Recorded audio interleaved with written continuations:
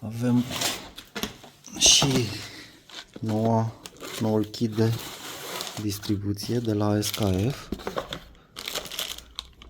Pinionul mare, pinionul mic de jos,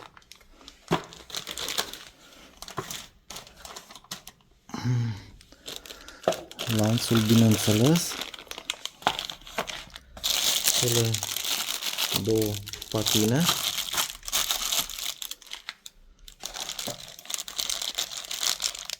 șuruburi,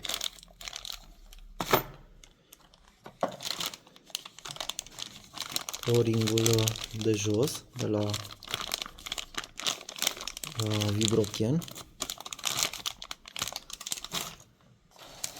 și aici avem întinzătorul.